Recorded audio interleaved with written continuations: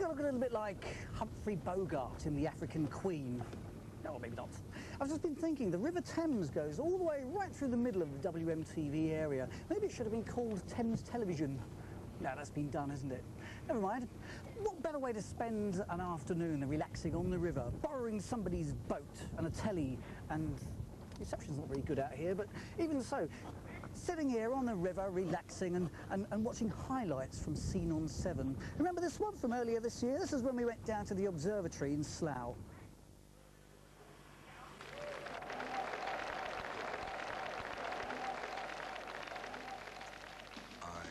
Sexy for my love, too sexy for my love, love's going to leave me.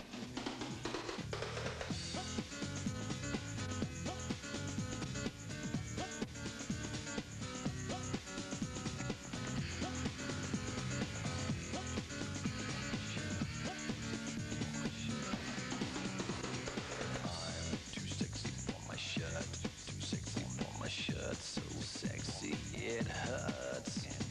And I'm too sexy for Milan, too sexy for Milan, New York and Japan. Well, the idea started off both at Herschel and the observatory, and through our previous connections we actually got together and decided to do it actually at the observatory. Disco dancing, I'm a model, you know what I mean, and I do my little turn on the catwalk. On the catwalk, yeah, I do my little turn on the children, or the students rather, have been practicing for months and months. As soon as we started with the idea, they were so enthusiastic. They've just been practicing every day. Oh my gosh, going full speed ahead. Yeah. Fantastic. And so how many students have you actually got involved? Actually involved in the whole thing, about 100. Oh gosh, and how many are modeling? Up to about 70. And I'm too sexy for my hat, too sexy for my hat. What do you think about that? Yeah, I'm a dance teacher, but the students themselves have done most of the choreography, and I've just kept an eye as they've gone along. Oh, what? Yeah, on the catwalk, yeah, I shake my little tush on the catwalk. Every time we seem to meet, we're raising money for the Mayor's charity. This time, well, the last time I spoke to you, the truck was still running around in London with the breast scanner on board. Yeah. How's it looking? It's actually back in Slough, and we're using it in Slough now, and that's an improvement.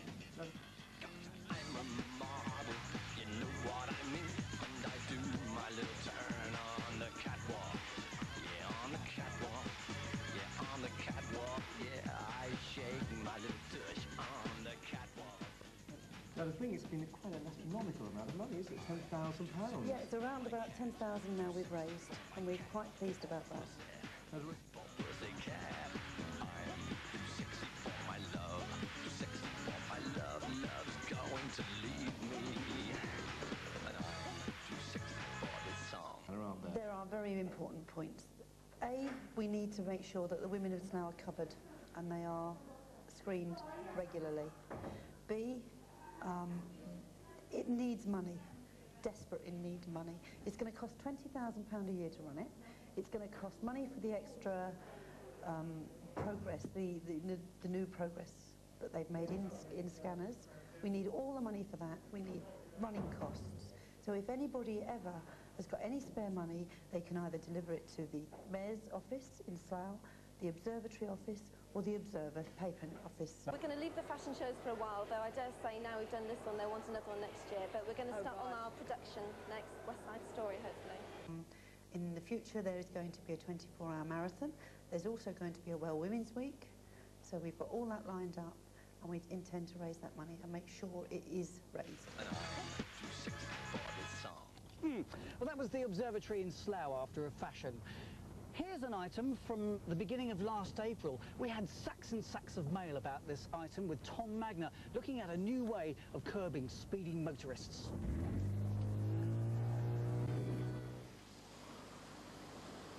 Over the past 18 months or so, we've been getting used to seeing roadside speed cameras telling us how fast we're travelling. Yet there's growing evidence we're getting too used to them, taking them too much for granted, particularly when it comes to obeying speed restrictions through roadworks. police are becoming so concerned that they're testing a revolutionary new device. Revolutionary it may be, but surprising it certainly is. This new speed camera comes disguised as an ordinary traffic cone. Motorists are set to face the dawning of a new age when too much accelerator will have the cones flashing back. Inspector Steve Thwaites is in charge of this experiment for Thames Valley Police. Steve, what benefits is this device going to give you? The biggest that we've seen at the moment is the fact that it's so portable. We can move it from location to location, as opposed to the conventional speed devices we've seen in the past, which are obviously rigidly fixed at particular sites. Doesn't that mean, though, if it's portable, it's easily stolen? That's obviously a concern we've got, and also the vulnerability of perhaps being hit by a vehicle, and that's something that the manufacturers are looking at, some form of tamper-proof device for us. Now, isn't this experiment tying up officers who would otherwise be dealing with burglaries and other crimes like that? Obviously, speed enforcement is a real issue because of the number of lives that are lost, but at the same time it's got to be balanced against the needs of those that are being burgled. The beauty of this is it doesn't work on a film, again like the conventional cameras do, and therefore we're not tying officers up with that. It's much quicker and easier to operate, so in fact we can do the same amount of enforcement, if not more, and spare more resources for matters that are affecting people in their day-to-day lives. How much is this costing the council taxpayers of the Thames Valley area? The beauty is it's cost them absolutely nothing because it is a new system. The manufacturers are paying for all costs, not only the equipment, but all enforcement costs and prosecution costs. So in fact, whereas in the past the traditional devices have cost them a lot of money, this is actually costing them absolutely nothing, and obviously we're going to make the most of it. Carriageway observation and notification equipment, or CONE for short, makes use of components at the leading edge of technology. Klaus Upschnapper, you're the inventor of this new device. How does it work? It generates electric field at a frequency which can be preset like a torch. A speeding car triggers the flash. Instead of a photo on a film, it takes an ionization image stored in this black box. So what advantages does it have? It gives a much clearer detail of the number plate on a car. No need to change film because there isn't one. Police can interrogate it by driving past in a car fitted with special transponder. That's a very simple device. Where did you get the idea from? I've worked on radar systems for the past 25 years. I thought of the device when I was working on an underwater project to guard harbours and projects North Sea oil rigs. So why do you think that basically this is the device for the job? Because it's portable, can be used in all weathers, and like all good inventions, it's simple. Scientists are excited at this invention. The police are keen to see it in routine service. But what do the motorists think? I don't think it's quite fair to the motorists. You don't really know if it's working, it's not working. And besides, the old police car was a bit of fun, I thought. I think it's a good idea to have speed traps around. Yeah. I think some motorists drive far too quick. Isn't it the sort of thing, though, you think you might get used to? Probably not. No, I think if you know that they're there, I think you will keep your speed down. Yes, I would anyway. I'd be wary. I'd have to be very careful myself, for obvious reasons. But if it works, it's a good idea. And nowadays, of course, people are getting used to speed cameras, so do you think that's going to help them?